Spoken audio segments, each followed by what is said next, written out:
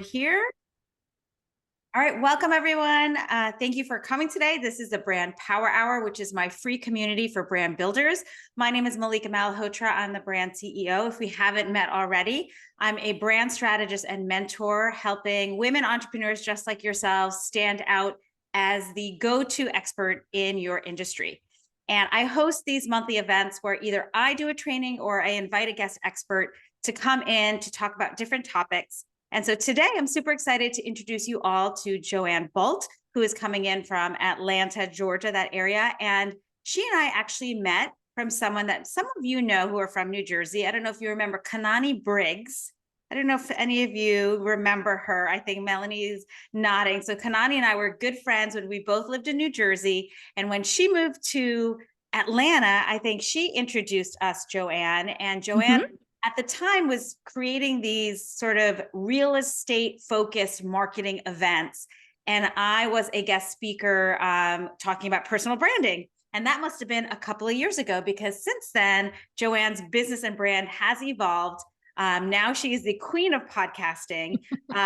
She hosts the B Word podcast, which I recommend all of you to check out and listen to. It's a top 5% podcast with over 1 million downloads, 100 live episodes.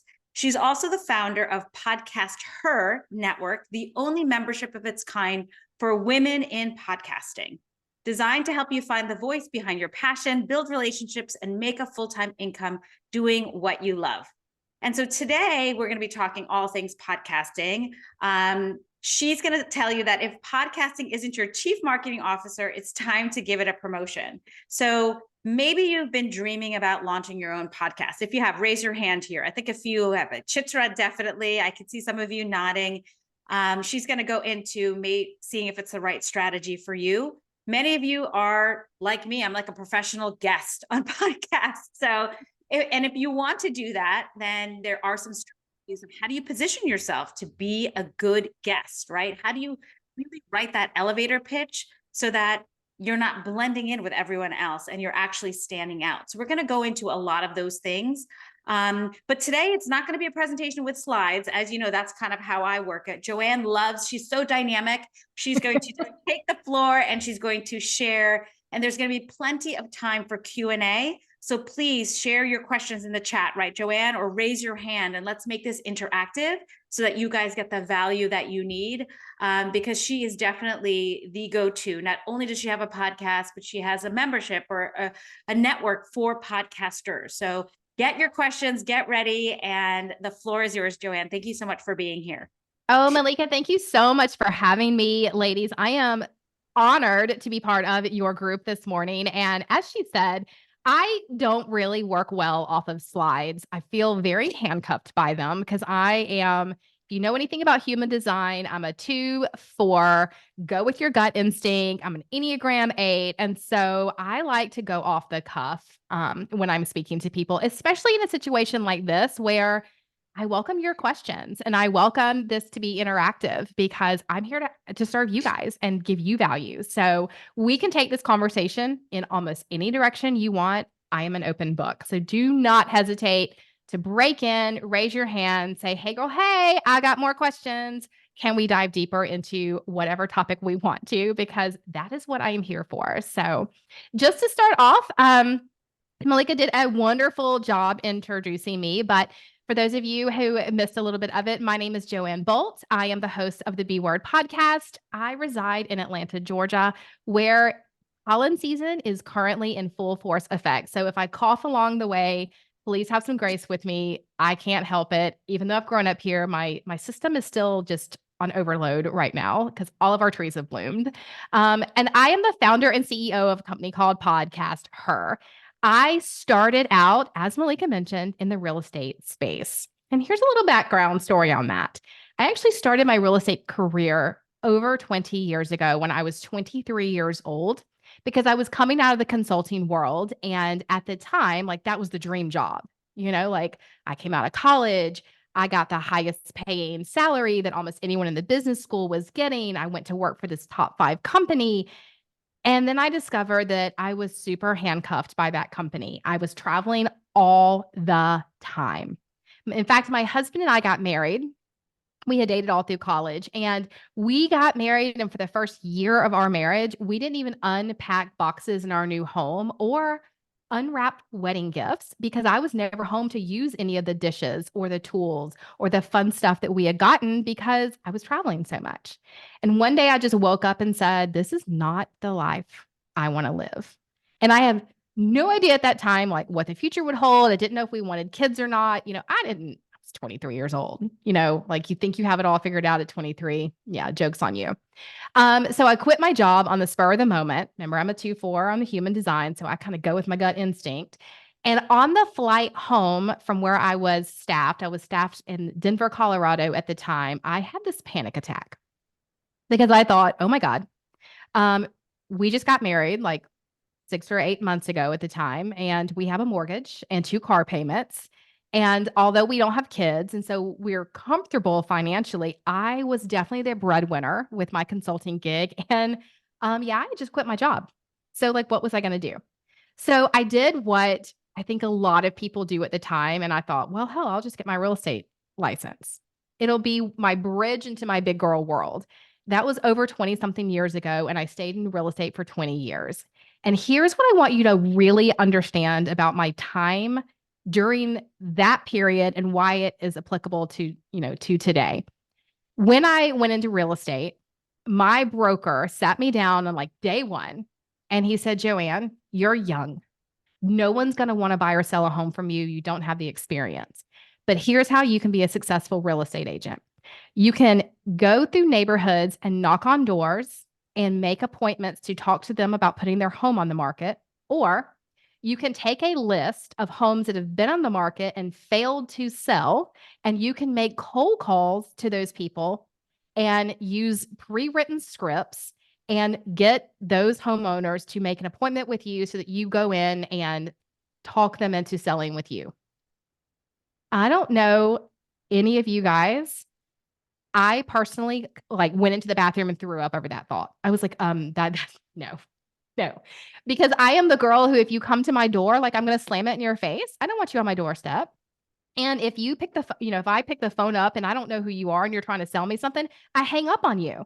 And I was like, oh my Lord, I just got into an industry that I have to do everything I hate about other people.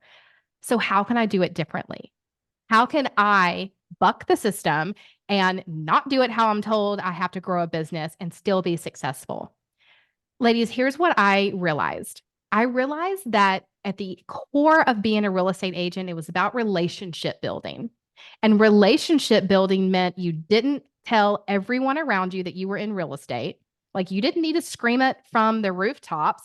If you just built relationships with people, you would do what? One of two things. You would become their go-to expert and you would build in built-in referrals.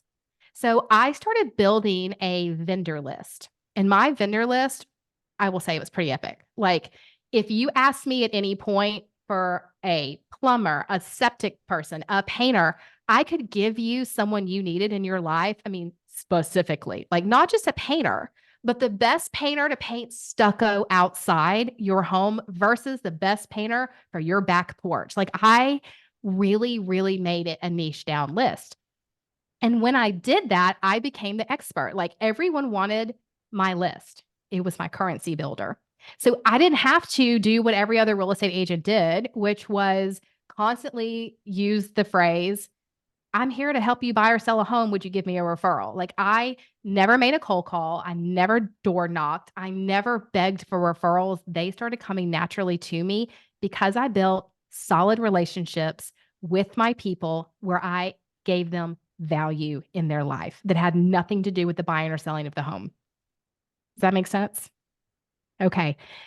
When I went into when I was leaving the real estate world, because that space, I had just done enough of it. I'll be honest. Like I just kind of outgrew it a little bit in my brain. Like I was just fed up, exhausted, and tired of doing it after 20 something years. And I was leading, by the way, a $56 million producing team. So when I changed industries, everyone thought that I was crazy. Like Joanne, most real estate agents, honestly, don't sell more than 4 homes a year. And my team we were selling $56 million a year in home sales. So they were all like, why would you leave easy money? Why would you go into a different industry where nobody knows who you are? You have no idea what you're doing, and you're going to have to start all over. And I said, well, it's because I'm not passion filled anymore in the real estate world. And I still want to help people. So when I started my podcast, The B Word, I actually did start out teaching real estate agents and then shifted it into teaching entrepreneurs. And here's what I discovered along the way. Every skill set I learned to build my business in real estate transferred to podcasting. Podcasting was the number one way I could build a relationship with someone without having to scream about what I did, who I was. I didn't have to get in their face. All that had to happen was someone had to introduce someone to my podcast. They would start listening. And 3 or 4, 5, 6 episodes in, because I didn't, they could binge the podcast when they wanted, how they wanted, and where they wanted. So I wasn't having to go on meetings with people. But I built that relationship and I became that go-to expert in my area for that person so that when they were ready to buy my services or, attend my conferences or whatever it was I was selling at the time, like they raised their hand on their own. I didn't have to beg them to, which appealed to me because it was the same way I built my real estate world, right? Like I built it in a way that I built relationships and became your go-to expert. And I did that exactly in podcasting.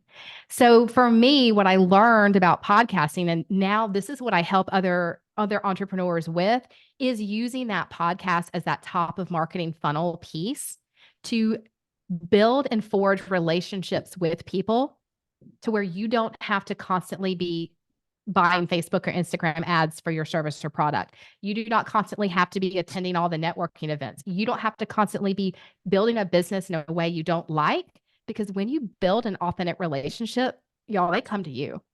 And it sounds so simple, but the reality is that is what happens.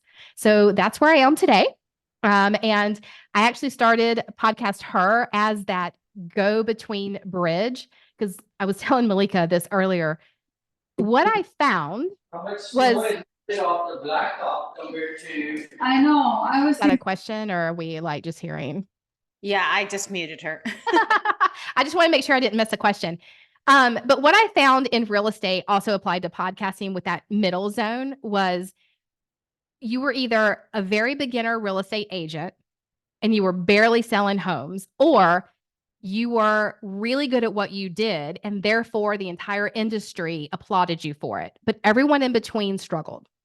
And in podcasting, it's really the same. So you're either a beginner podcaster without a big audience and you're struggling to get downloads, you're struggling to get people to listen to your podcast so that you can build those relationships, or you start a podcast because you already have 1 million followers on Instagram because you did something that went viral. And so you started a podcast and people are naturally listening to it just because they already know your name.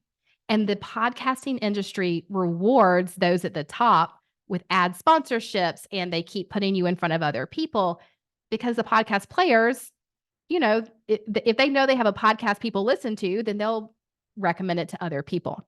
And so what I did was build a company that helped the middle person find their audience, grow their audience without the help of the podcast industry helping them along the way. Because I know that there is that middle spot, that messy middle, that sometimes we just need a little boost. It's kind of like when you come out of college and you apply for a job and they tell you you'd be perfect for the role if you had experience, and you're like, well, how do I get experience if you won't give me the job to get the experience?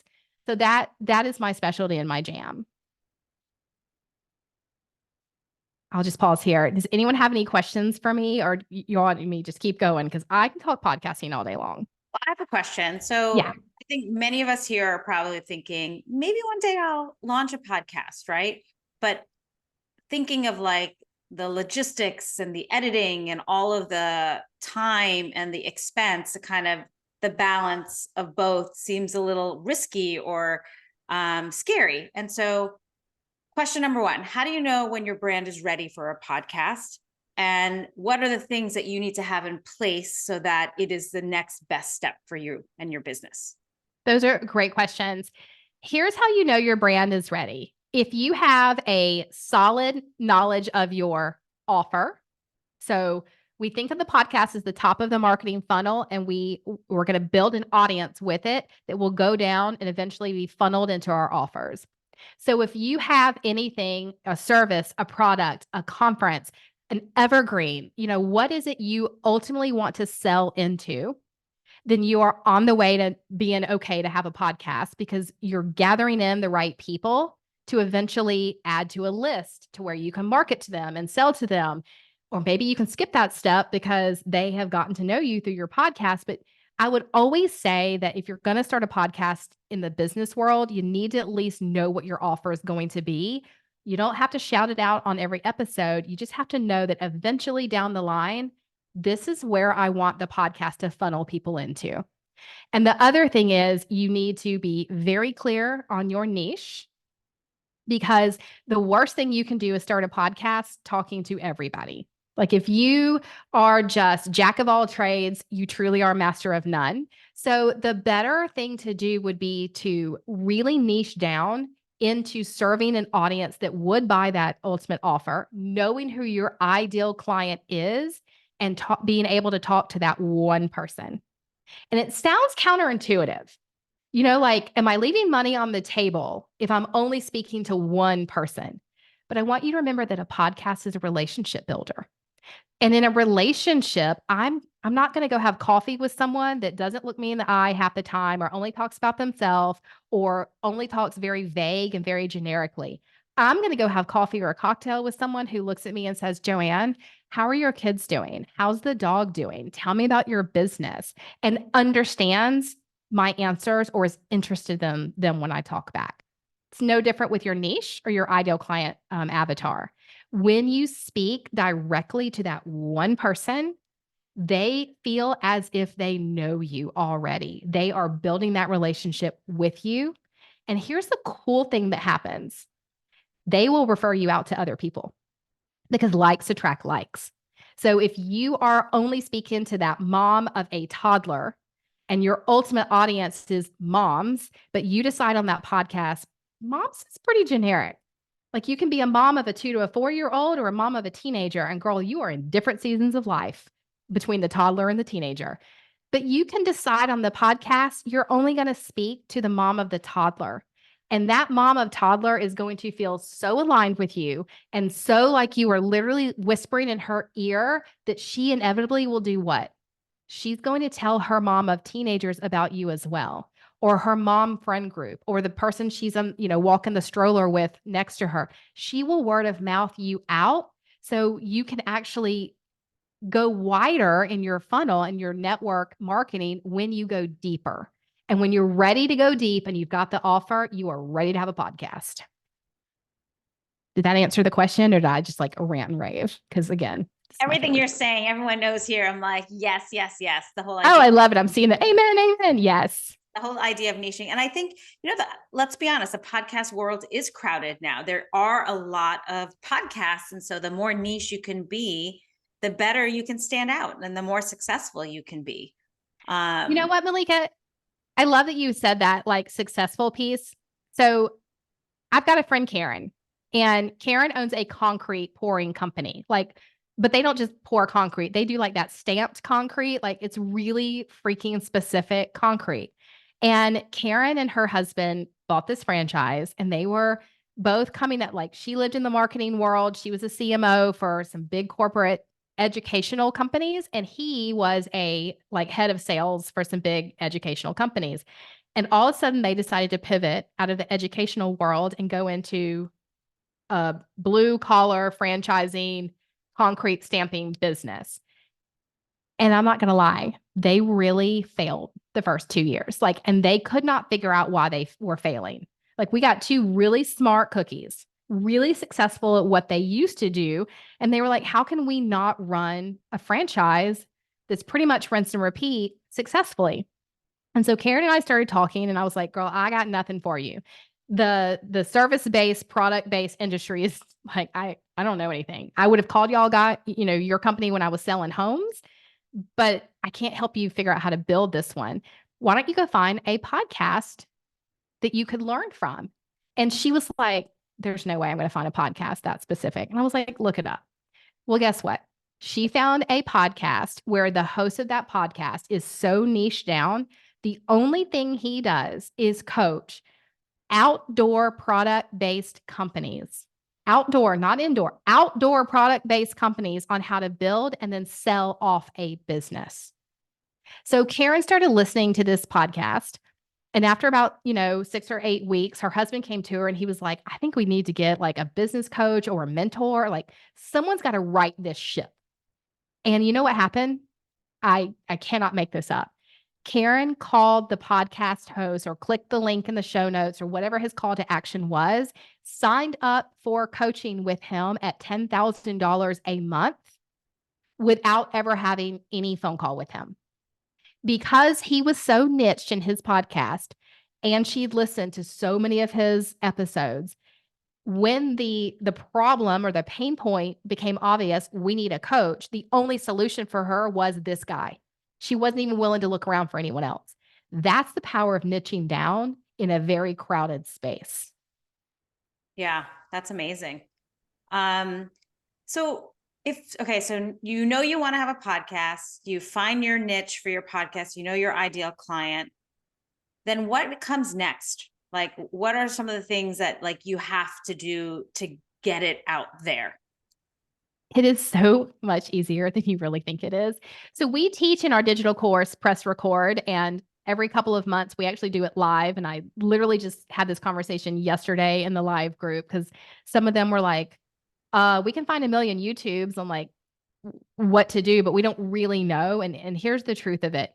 You need to find the right microphone because there's 2 different kinds. So you just need to know where you're going to record in. Is it a tight little space or is it a wide open space? And then I can tell you which kind of microphone you need. You need to plug it in and start recording. You can do it into a Zoom. You can do it in Riverside, any software program. And then you need a podcast hosting platform. So Buzzsprout is a really good one. Captivate is a really good one. There's a whole bunch of them. And all you do is upload your episodes and like magic, like Harry Potter waved his wand, they go out to all the major podcast players.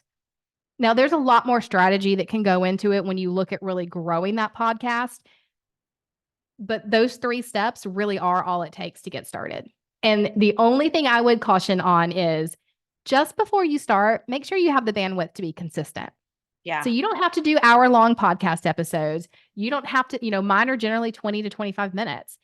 But make sure that you're going to get on a consistent schedule that like, hey, I'm going to release one every Wednesday or one every Tuesday or one once a month. Your audience starts learning, when you're going to release episodes. And if you're building a relationship with them, you wouldn't want to tell them you're going to meet them for coffee and not show up. So show up and just release on a consistent schedule. And that's really all you have to do is work that into your calendar. So Chitra has a question. Go ahead, Chitra. Hi, I have 2 actually, if I could, and you can answer them later if you want. But one is I'm thinking about doing a micro podcast, like 7 minutes long or short, if it's an individual, just me talking, and then 14 if I have a guest. I think people's attention spans are getting shorter and shorter, and it challenges me to pack a lot in a short time. So what do you think of that? I love it. I love it, especially if you know your ideal client avatar, like what is their attention span? I think people have the attention span of a gnat. So honestly, ours are 20 to 25 minutes because we have studied our ideal avatar. And I didn't do this when I started out. I was flying by the seat of my pants. And it wasn't until I decided that the podcast really was my passion and going to be my main marketing driver that I started, diving deeper into my ideal listener. So don't worry if you don't have the capacity to do that piece quite yet. But for me, my ideal listener listens to the podcast more than likely in the car, either on the way to Target or the grocery store or carpool to pick up their kids from a baseball game. And that involves about 20 minutes. So we structured my episodes around that length of time because it's what my ideal client wanted. One of my friends goes live. I mean, I say live, records a podcast. Her name is Crystal Profit, and she's got 2 or 3 podcasts now, but one of hers, 5 minutes, 5 days a week. That's it. So she doesn't even bother to edit it. She literally records it, throws it up and lets it go. And it is 5 minutes, 5 days a week. And she and I were talking over Christmas. She started that podcast kind of as a like, haha, let's see what happens. It actually gets more downloads than her main podcast. And I think it's because her ideal listener really just wants to hear a little mindset from Crystal every day to start their day. And they don't want the rest. That's all they need to build a relationship with her. So you just figure out who your people are and build your consistency and your episode structure around that and around what you have the capacity for. Yeah. Okay. Thank you. My thought was because I talk about deep inner work, I'm like, nobody wants us to talk about it for 30 minutes. So like 7 minutes in and out, get done. Give them the meat. And then, if they want to dive deeper into it, like just have a good, again, it's that funnel, right? So have that way for them to reach out when they're ready to dive deeper. But until they're ready, let them be a silent stalker or, a listening lurker, and just let them listen all day long to your podcast. I love it. Thank you. Thanks You're for welcome. that validation. The other question I had, and you can come back to it later, is on sponsorships or like making money, monetizing. Talk to me about what you mean by monetizing, because I think there's a lot of different ways you can go. I mean, using the podcast to bring in some income is what I'm trying to figure out how to do. And if that's a good idea to wait until your podcast is big enough, or is there ways to incorporate it early on? Because you can monetize from day one. Day one.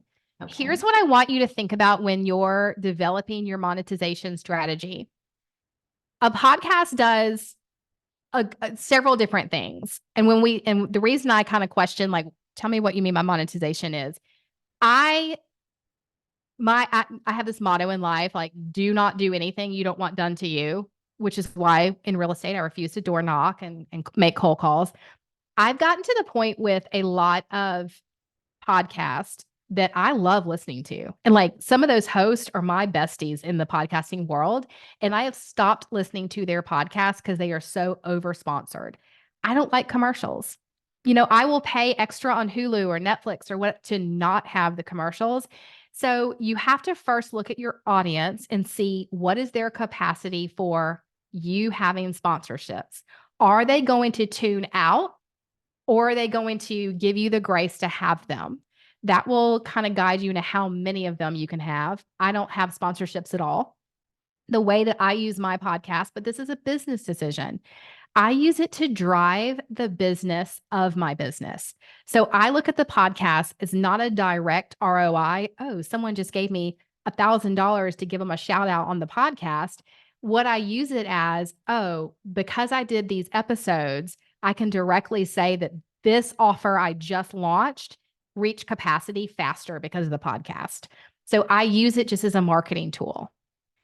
If you really want it to hold its own financially and you want to be able to like correlate that from day one, you can. And it doesn't really matter the size of the podcast. It really depends on how you go about doing it. So you can look at affiliates.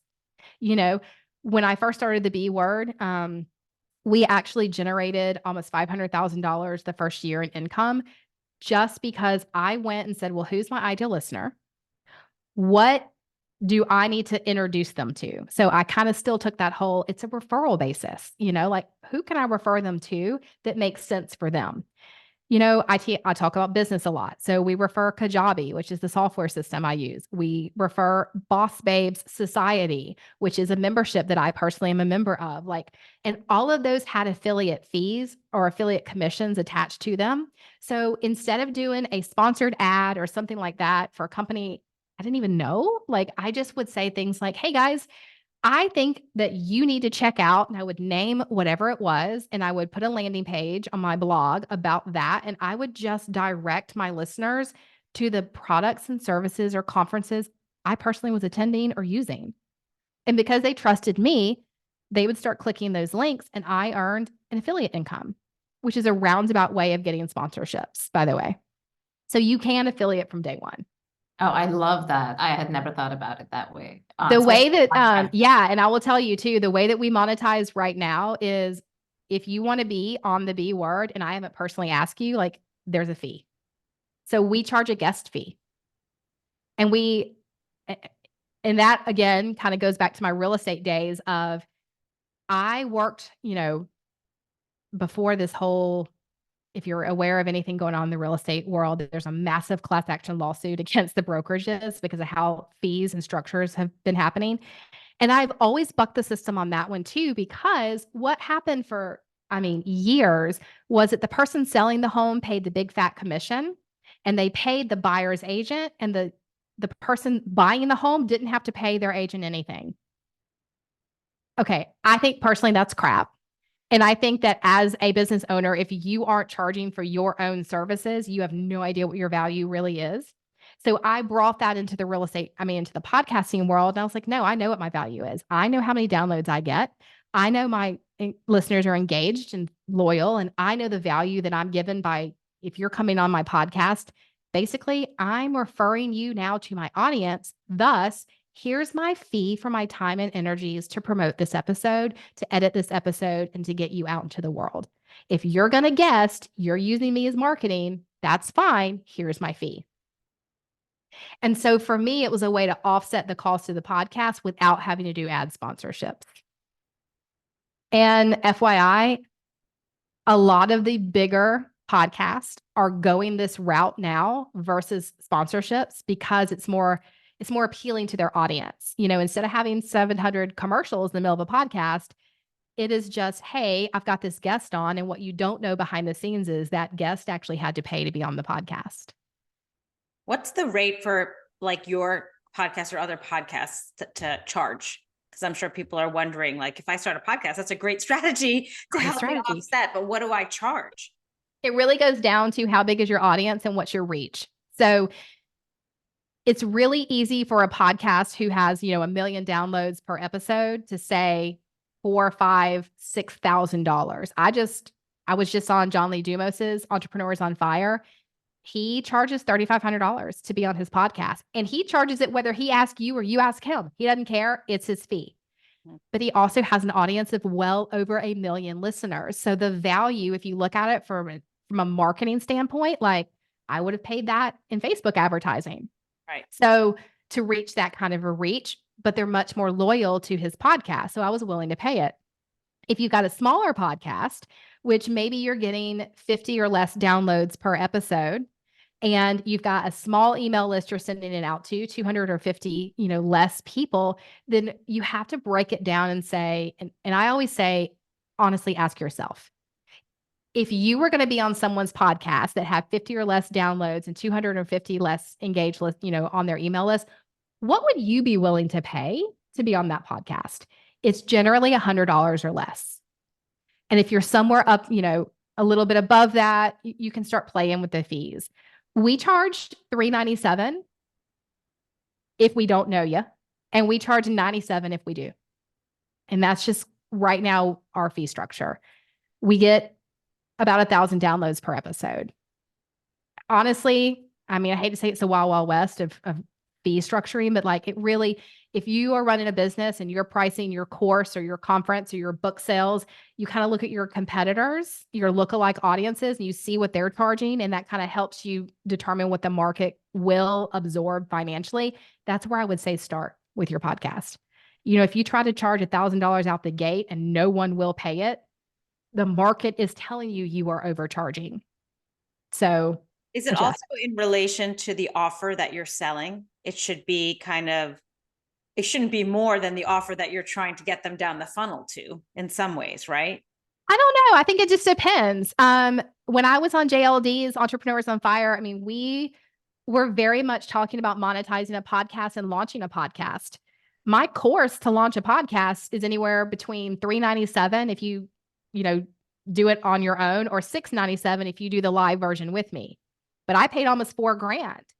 So I paid a lot more than what my offer was, but I also knew exactly how many people I needed to sign into that course in order to recoup. You as the podcast, if you're charging, I have a podcast and I'm charging you to be on it, it should be in relation to the actual offer that I'm selling on the podcast is what I'm saying, not the reverse. Maybe.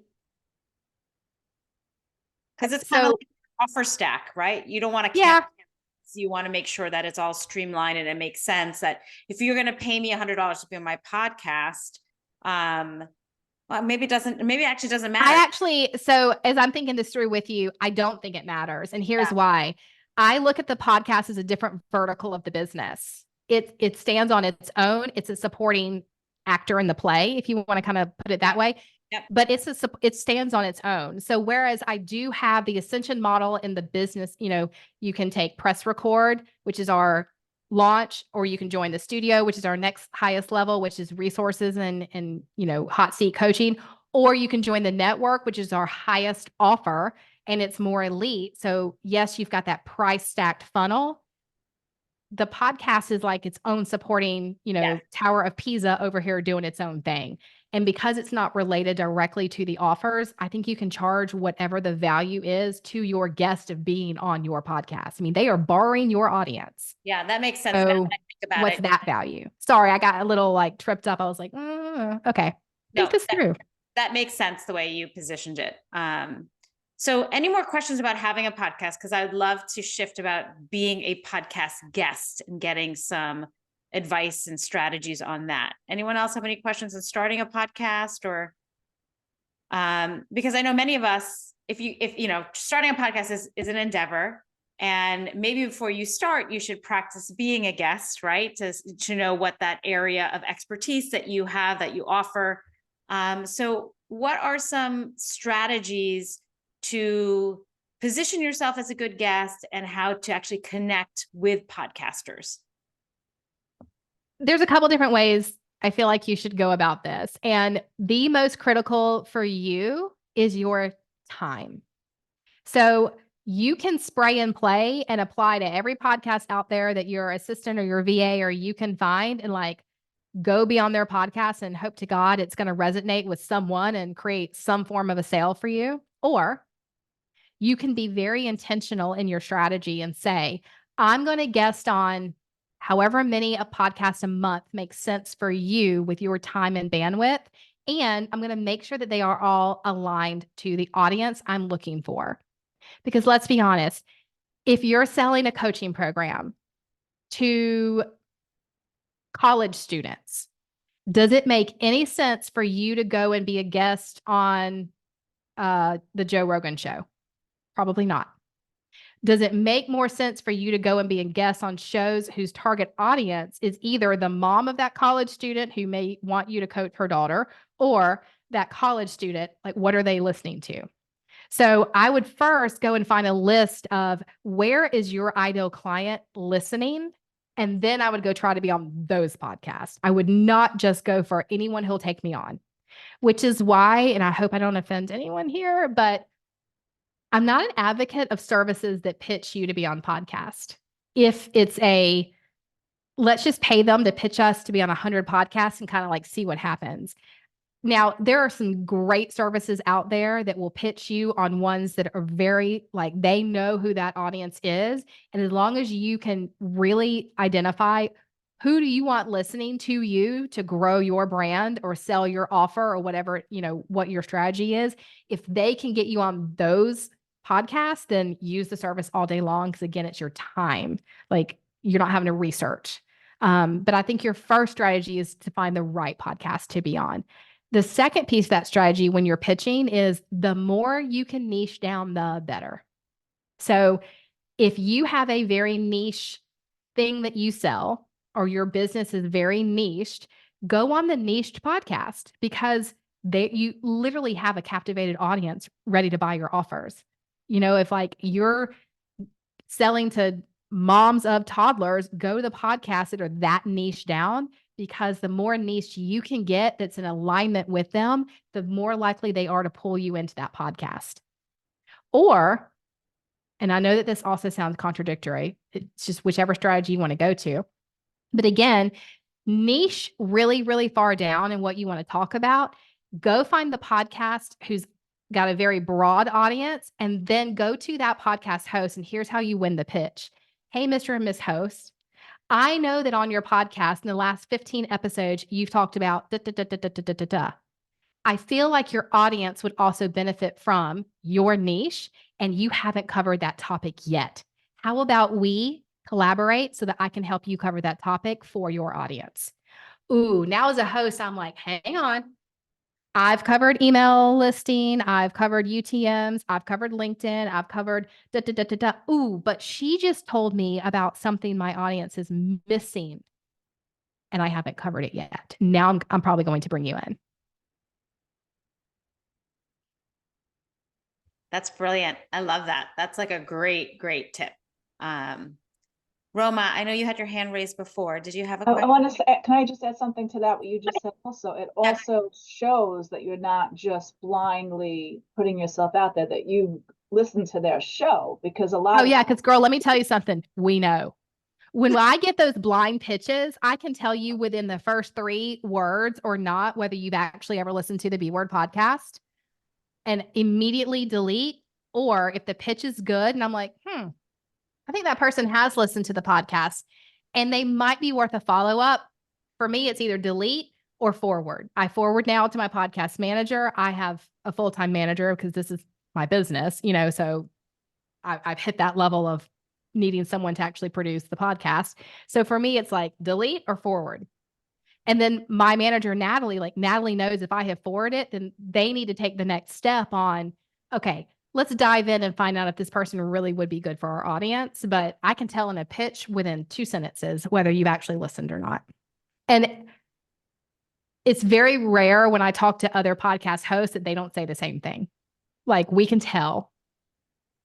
Yeah, you got to do your homework. You have to do your homework, listen to the podcast, be intentional, and then position yourself with like real value for that podcaster and their community. And generally, I'll give you a like secret, super juicy little behind the scenes tip. Generally speaking, if you were to pitch me today and you were to get into my DMs on Instagram or my email and you were to tell me about my last 2 episodes, my immediate thought is, oh, you're trying to sound like you have listened and you just pulled up my recent 2 episodes. Go 3 or 4 back, if not 5 or 6. Like really show me you took some time to hit my blog, research down, do more than just a cursory. I just picked up my phone, opened up Apple, and whatever the first 3 episodes it shows me, I just cut and paste those into the email. Okay. If you took the time to scroll through Apple and say, oh, here's one, this title stood out to me for this reason, and it made me go listen in, like now I might read your pitch. But one of the fastest ways I can tell you aren't really a listener is if you're just telling me how much you loved my last 3 episodes. Nah, I know that that's fake, or I suspect it's fake, which perception is reality. So I'm trying to see if there's any other questions in the chat that I need to like address. I don't know, Roma, did you have a question? Yeah, my question was related to the previous topic about launching. So is it a good time to ask that now? How about it? Okay. I am here for you guys. Okay, so thank you for all your wisdom and your expertise. I think this is fabulous. So I wanted to ask you that I already have a podcast and I've done some 15 episodes, but my niche has evolved and I've really zoned into it recently. And so I've been thinking of restarting my podcast. And so is it okay? Like, does it look silly, like to have something else before, and then of course it'll be another season, and I plan to do seasons, like shorter chunks of episodes, and then because I work with teens and parents of teens of ethnic descent, so I really want to talk to teens in one season, talk to parents in another. Oh, And interesting. I Yeah. like that. So I've been thinking, because I want to bring in some past clients are brave and they want to share, and so I want to bring them in, and then also other experts in that field and talk. So how does that look? Okay, I just went in so many directions with what you could do with that podcast that are so cool to me. But don't worry if you're shifting. You're only 15 episodes in, and I don't say that like only like it's bad, but I'm gonna also give you a truth bomb. Every podcast first 10 episodes have some major suck factor. Okay, like you aren't used to being a podcast host. You're talking to half the time, especially if we're doing solo episodes, like you're talking to the dog or the wall, or like, my like handy dandy lightsaber over here, like that decided to go out on me. Like you're talking to nobody. So you haven't quite gotten the rhythm of what you're saying. And even if you're interviewing guests, you still haven't gotten that rhythm of what you're saying quite yet. It is very different from speaking on stages. It's very different from going live, live on Instagram or TikTok. So you're only barely past the suck factor stage. So don't worry if you're changing your industry completely or your audience completely. I don't know at this point that I would even bother shutting it down and starting over. Like, just evolve it and know for the next, 10, 15 episodes, resist the urge to go look at your download numbers. Okay. Because that will really bother you internally. What's going to happen when you start to shift who you're talking to is you're going to have some people dropping out who are listening. And that's okay. You kind of need them to, right? You're no longer talking and serving that person. And then as you gain momentum in the new topic, the downloads will go back up. They will right the ship and they will skyrocket because you're talking to the right person. If you were to go back and find the first 20 something episodes of the B Word podcast, I talked to real estate agents. I'm on 170 something now. And you would never hear me talking to real estate agents now. And I just had to know that during that messy middle, of kind of taking that industry shift in the podcast, the downloads dropped because the people who were listening were not finding value anymore. And I had to just go find the new audience. That's totally cool. It's totally fine. Just know it's going to happen. Okay. Thank you. By the way, can I ask another question? Talk to me about these seasons. So do you do the same topic, but in season 1, you do it from the teenage perspective, and season 2, you do it from the adult, or do you do totally different topics geared toward? I'm right now doing none, but my vision is to talk to parents in one from the teen perspective, and then talk to, like you said, to the teen from not really from the parent perspective, but from a more wiser version of teen perspective, where I don't want it's not a podcast where we are talking down to you the wisdom that we think a teen should have, but versus we are talking with you on the topics that you want to talk about. Oh, that's so good. How long are your episodes? My earlier ones. Or what do you foresee your episodes length being? The ones that I'm talking to teen, I want it to be under 30 minutes because it has to be bite-sized and small and concise. But my parent one can go up to max 50 minutes or so. Okay. Do you have any? Do I have your permission to give advice that you don't have to follow? Yeah. Because I will tell you, opinions are like rear end holes. Everyone's got one. I don't even think you need to do seasons. I think depending on your bandwidth, and it totally depends on your bandwidth, you could produce 2 shows a week. One show being from the teen perspective, and then the follow-up show being the parent perspective. Because I will tell you, as a parent, I would totally eat that up all day long if I could listen to how you're talking with my teenager about whatever the topic is, and then know if I could just hold off for 2 more days, you're going to give me how, as a parent, I interpret that. I'm in. I'm so freaking in. Anyway, I love that. Thank you. You You boo. That's just that just got me excited. But okay, go ahead. Thank you. So I want you to, Joanne, look at Tracy's comment in there and see if you have any advice for her. She says, I can't even get past the nervousness to be a guest. I'm fine talking to people, but the moment it's being recorded, I just forget my words. And Tracy's a brilliant photographer, traveling brand photographer who has lots of expertise that people on a podcast would love to know. That goes back to that whole first 10 episodes of being a podcast host, major suck factor, because it's true for everyone. Tracy, you're not alone in this. Everyone, the minute you hit the record button, freezes, and suddenly they forget everything they were going to say. Whether you're going live on Instagram or TikTok or recording or guesting, this is very true of everyone. Yeah, I've gone live twice on Instagram and it was not great. Listen, I'm going to give you 2 pieces of advice. They're going to sound silly and they're going to sound so simple that you're like, I don't need an expert to tell me this. I could have YouTube, I already knew this. The more you do it, the more confident you get. It really is true. And don't go listen to it afterward. Just don't. I do it over and over again. Nope. Nope, nope, nope, nope, nope, nope. The best Okay. thing you can do for your own mental clarity is to set it and forget it. Like record it and go on and don't worry. Because the only thing that we're going to do, and this is human nature, if we listen back to it, we're going to then interject every single thing we said wrong, could have done better. We're going to nitpick it. It's going to become like, I mean, it's terrible. It's why, I mean, again, you're going to laugh. I love to cook. Okay. I'm not a baker because you have to really follow recipes to get the cake to rise. And like, I'm more of a, oh, here's a recipe and I'm just gonna eyeball things. And I will taste as I go, but very often, and my family knows this, if I'm really like in my zone in the kitchen, I don't eat the dinner afterward because I'm very well aware that the dinner that they are tasting is not what the one in my head I was producing. It could be marvelous. Like they love my cooking. Doesn't matter. Half the time, if I'm trying a new recipe, I don't eat it once it's completely finished because I don't want to know if it doesn't meet my expectations. The same thing with podcasting. Like, do the episode. Don't worry about it. Don't listen back. I could listen back to this recording of the past hour if Mallika shares it with me, and I could probably be like, "Damn, I should have told y'all 12 other things."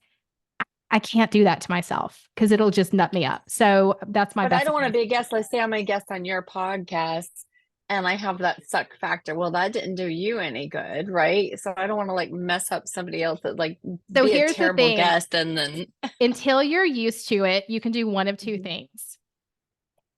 You can either go to the podcasts that you suspect aren't very well listened to, because that host is probably going to have suck factor. And so y'all can just suck factor together and like, you're okay. And you just use it as your like, okay, I'm practice. practicing. Or you can approach really well-seasoned host, because guess what? A well-seasoned host can keep a conversation going, even if you're not at your best. But what you don't want to do is do that middle zone where like everyone's kind of getting in a groove, but not really. Or you just do and you just don't worry about it. But like, don't worry. Okay.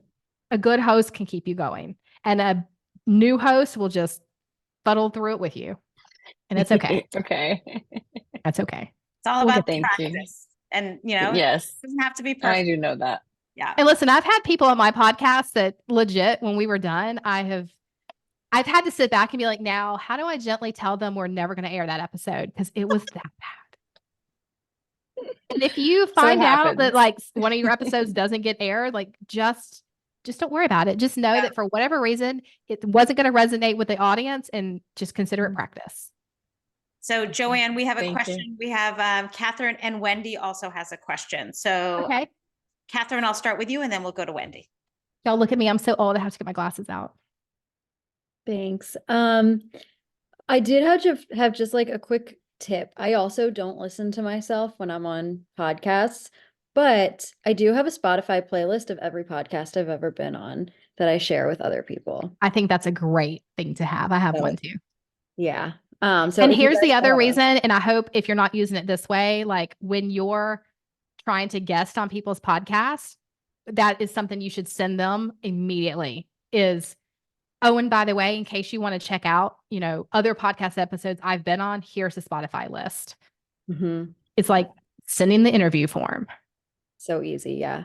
Okay. I have two very specific questions. The first one is just piggybacking off of your conversation with Roma. Because I go back and forth. I have a podcast. I'm about 20 episodes in, and I go back and forth between whether I want to do seasons or if I just want to like roll with it all year. I have thought about doing seasons because it'd be nice to take a little break, but I also feel nervous that there's going to be drop off and then it won't pick back up. So I'm curious what the pros and cons of the two different ways of doing it are from your perspective. It all comes back to who is your listener and what are you really using the podcast for? So if your listener is very loyal and engaged and like they're showing up all the time, I don't recommend seasons because they've gotten used to listen to you. They want to have you in their AirPods, and then all of a sudden you drop off, and people are fickle, you know, like we are fickle creatures. So some of my favorite podcast hosts went to the season route, and like, I couldn't even tell you when their next season's coming out because I've already mentally moved on. Like I've already found a new host to replace them. What I would recommend then if your audience is more kind of like me, like fickle, then you can always batch ahead of time so that you can take seasons off, or you can get them used to kind of like listening, especially if you've had this around for a while, listening to some of your old episodes. And then all you have to do is re-record like a good intro, like letting them know I'm fully well aware I am repurposing this episode, but y'all need to rehear this. And this is why. Give them 3 minutes of why you're choosing that episode, and then just merge that together and go ahead and schedule that bad boy out for when you want to be in the Caribbean on vacation. And that's another way to kind of bridge the season gap. Now, if your podcast makes sense to have seasons, if you're taking someone through a college experience journey of like being a freshman and then a sophomore, it makes sense to have seasons. Or if you're doing like a true crime or, something like that really should be broken up into seasons, it makes sense. If you're doing one to build a marketing funnel for your business, I don't like the idea of seasons. I really don't. I think you're really risking the drop-off factor. Okay, yeah. My listener is police officers and they have trust issues anyway. So if you drop off, they no longer trust you. You just answered your own question. Yeah. Okay, that was super helpful. Yeah. And then my other question is, I do a lot of interviews, and when I'm having a conversation with someone, it's natural that I'm going to say and agree with them and, egg them on and things like that. But I have listened back to a couple of my interviews and I hate the way it sounds. Should I tell them in advance that I'm going to stay silent when they talk so that they don't expect me to so that they understand it's not going to necessarily feel like a conversation? Should I mute myself? Am I just being too critical, or is that a real thing that if you're listening to a podcast and the interviewer is just piping in with random sounds, that's annoying to the listener? It can go both ways. I've got some hosts I listen to that when I hear them be like, oh yeah, I know that they're very invested in the conversation. And then I've got some hosts I listen to and it's kind of more like, oh, are they just trying to make it not sound one-sided? So if you're afraid you're number two, you're trying to not sound one-sided, my best advice is keep your mouse and your clicker finger very happy and just put your mouse right over the mute and just have yourself muted. Okay. Keep yourself muted. Just remember you're muted so that when it's time for you to actually say something, you just quickly hit the unmute and now you're back in. But the nice thing about muting, especially if you tell your guest ahead of time that you've done that, is they can still see you. So they don't feel like it's a one-sided conversation because they can actually physically see you be you are engaging with them without putting the audio into your episode.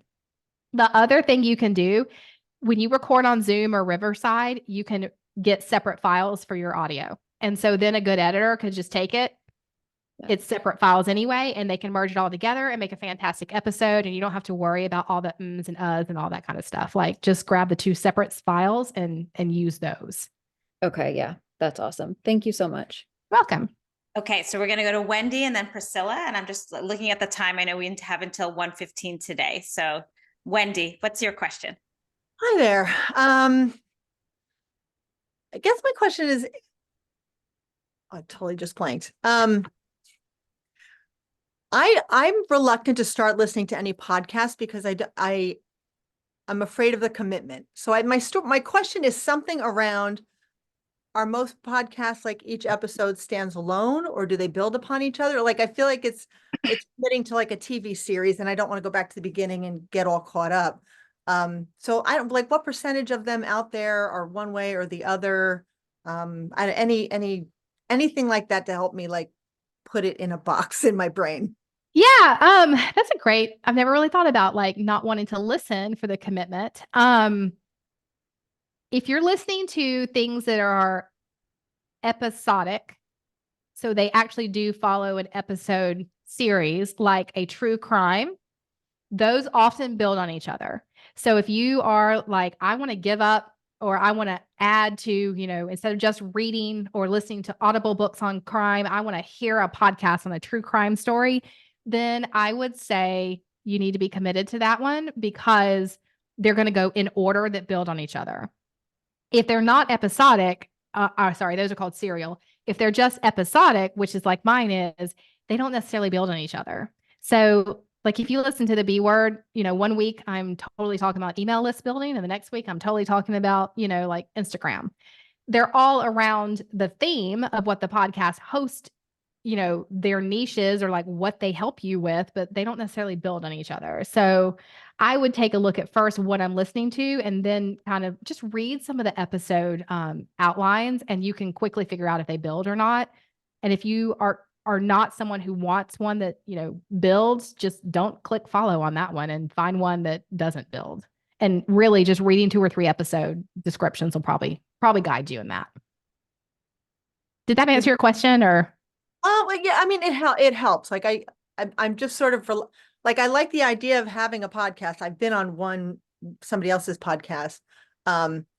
But I also have like this fear of commitment until I really understand like where this fits in for me. And just like, I would say most of like educational, political around political seasons will probably build on each other, or you really want to get to know the host if they're talking politics.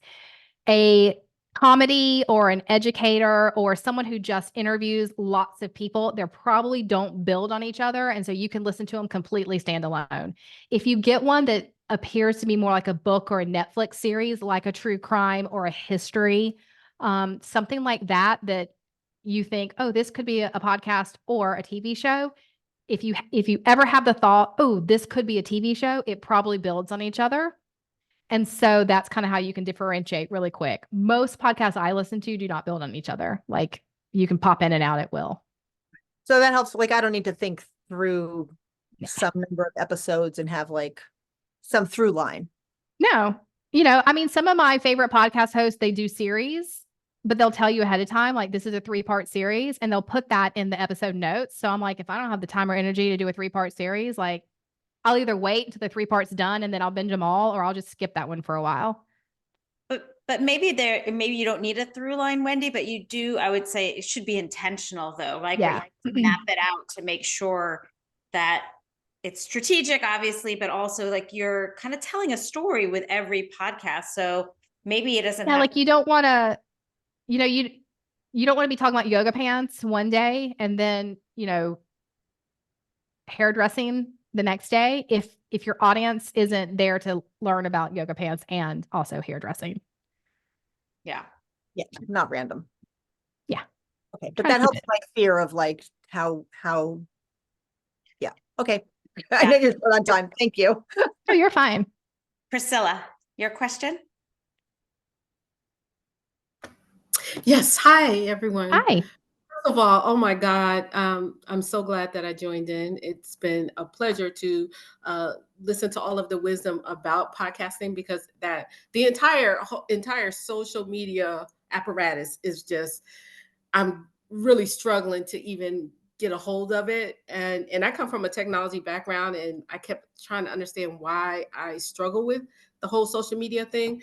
But in reference to I just started my niche, which is helping young women learn how to live a self-love lifestyle, mind, body, and spirit. And I was thinking about doing a YouTube channel to really have these like quick 7 to 10 minute segments about different things about living a self-love lifestyle, what that looks like, what it feels like, what it means mentally, physically, spiritually. And so I'm trying to understand what's the difference between that, going that route versus the podcast. Like, or is it a difference? Like either doing a YouTube versus doing a 7 to 10 minute podcast. Can you give me some insight? I love this so much. Are you willing to do a video podcast? Well, probably, because if you're thinking about getting on YouTube, you're already into video. So in order to build your audience, you need to focus on a long form platform and a short form platform. The short form is like the billboard to you, and the long form is the relationship builder. There are 3 really good long form products out there. A podcast is long form, a blog is long form, and YouTube videos are long form. Well, guess what? If you start a podcast that is a video podcast, now you've done a 2-for-1, because now you stream your podcast or you upload your podcast straight to YouTube, and then whatever hosting platform for your podcast does the audible only. But now you have done 1 content creation that goes out in 2 places that build your audience. And I would totally do that all day long. Does that make sense? Like, just take your YouTube video and just stream it as a audible only podcast as well, and just let the 2 get married. I'll definitely have to research that more to get more familiar with what that process looks like. But yeah. Oh, it's easy. Like, we were on Buzzsprout, and now I'm on Megaphone, which is with Spotify. And the reason I use Megaphone now is because I literally, like, every time I record a podcast, I record it and I don't turn the video off any longer. I just let it be a video. And so then I send it to my editor, and he takes that video and he makes it YouTube-y, which is, you know how a YouTube video looks. And then we take that one video, we upload it to Spotify. So what Spotify then does is Spotify sends it to Spotify in video format, but they send it to Apple or everyone else in audible only. So now I've only had to do one thing. And then we just take that video and upload it to YouTube.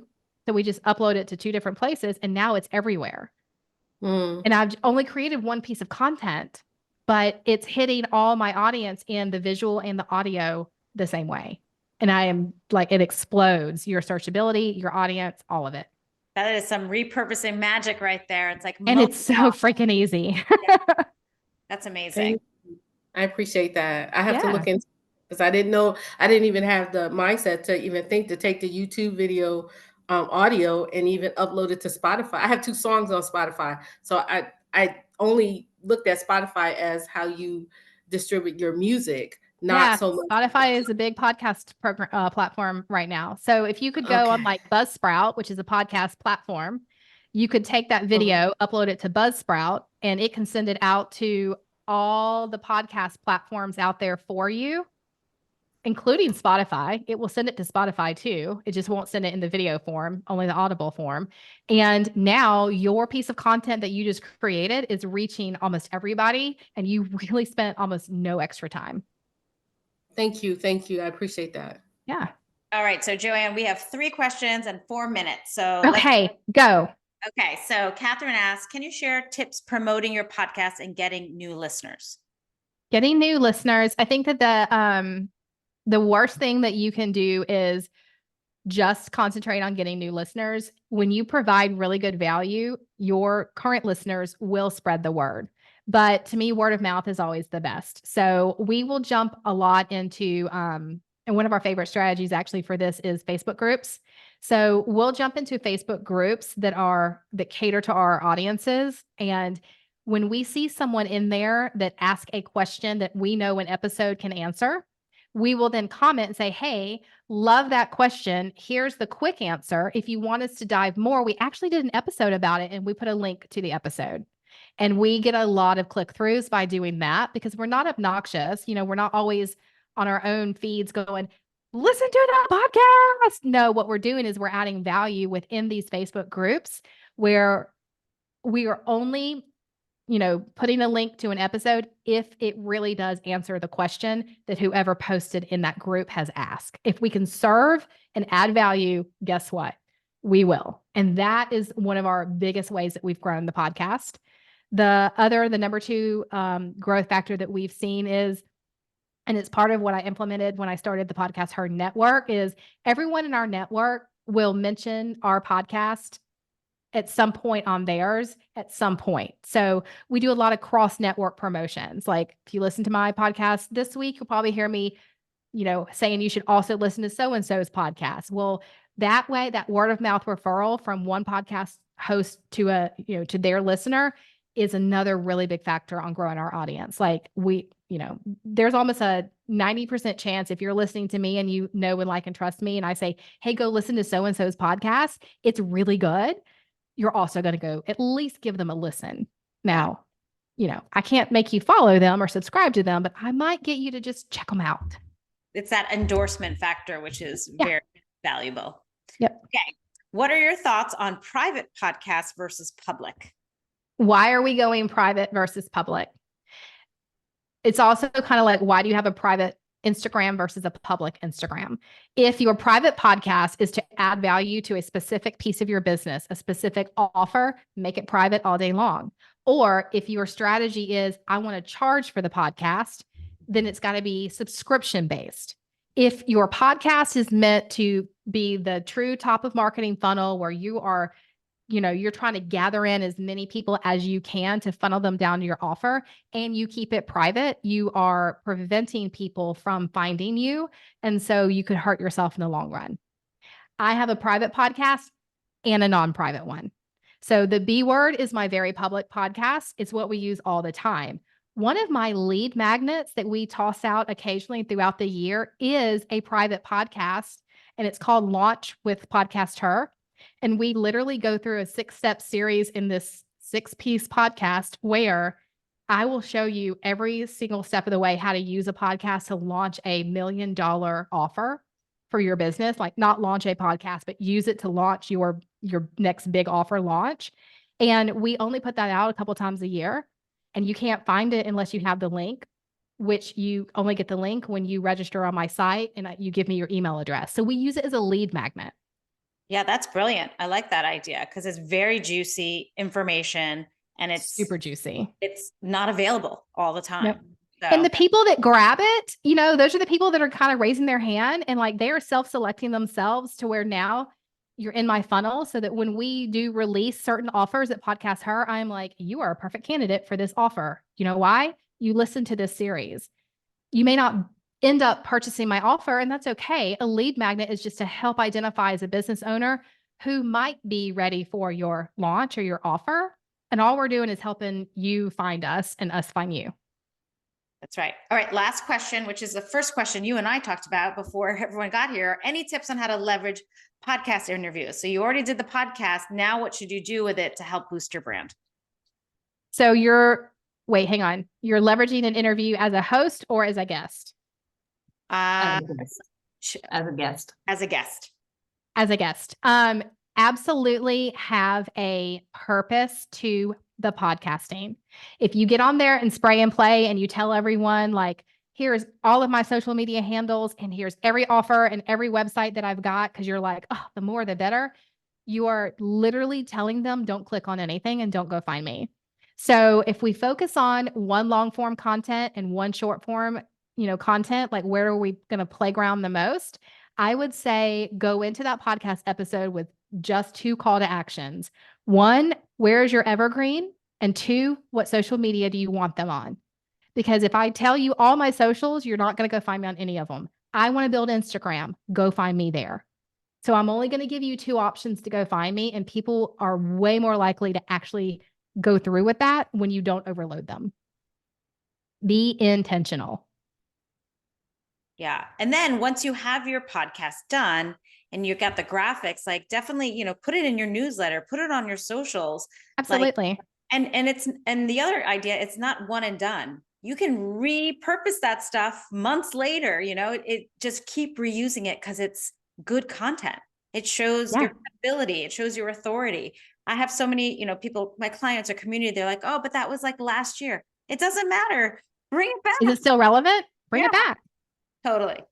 Oh, we've got one of our funnels because we do talk about email list building quite a lot on the B Word podcast, because it's a major part of building your business.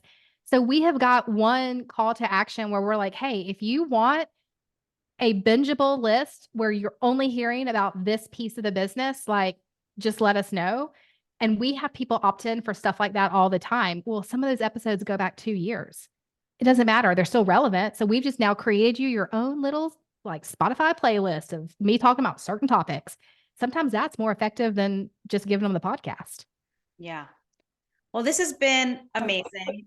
Oh, go ahead, Melanie. Last question. You mentioned a scenario where you would post a link to a podcast in a Facebook group that kind of asked about it. Can you give an example or two of what Facebook groups are talking about, stuff like this? Facebook groups, and this is the only reason we use Facebook anymore, is for the groups. And what you want to do is go find groups that your audience are more likely to join. So if we go back to the mom concept, right? Like if your podcast is all about helping moms own their businesses or whatever, what groups are the mommies joining? It could No, be. I understand that. I'm just wondering specifically what for you and your business promotion. We are a member of Jillian Murphy's Sales and Society group. We are a member. I for quite some time I was in Hustle Humbly's group, which is a real estate, because a lot of what we talk about was relevant to those people. We're in the Jenna Kutcher Gold Digger group. We are in several Pinterest groups because we like to use Pinterest a lot. I couldn't even tell you, like we just have a list. So when I log into Facebook, I just start clicking through the list. I mean, there's a lot of those big communities like Dana Malstaff, the Boss Mom group is a huge one. And Boss Babes is another big one. Yeah, I mean, I would say, and literally it's just part of our strategy. So every day, one of my team members or I, like we spend 5 minutes in each group and we just quickly go through and say, does this group today have anything we can answer? And the answer is no, we go to the next group. And if the answer is yes, we put a link and we just go, done. And you use the magnifying glass, the finder, you put the topic in. And then like for you, it'd be, about me pages or copywriting, right? And see what comes up and then offer some value with like, oh, check out a recent blog post or a recent podcast that I was on. So awesome. Thank you so much, Joanne. This was amazing. I think everybody thought it was epic. You gave so much great information. You're welcome, guys. I dropped in your Instagram. I had dropped in your website, but any other way that people can reach out to you, or are you launching anything? Really? We are about to launch again into the Podcast Heard Network. So if you've got that podcast and you're like, I am ready to actually use this thing to propel the business, and I really just want to fast track it, just DM me and say, talk to me about the network. Otherwise, if you just have generic podcast questions, again, DM me on Instagram.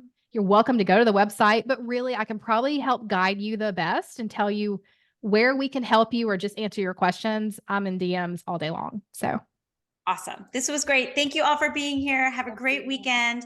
And thanks, guys. You'll get the recording soon and an invitation to the next Brand Power Hour, which will be next month, with a copywriter named Christina McShane from Massachusetts. And so that is to come. All right, guys. Thanks so much. Bye, Joanne. Thank you.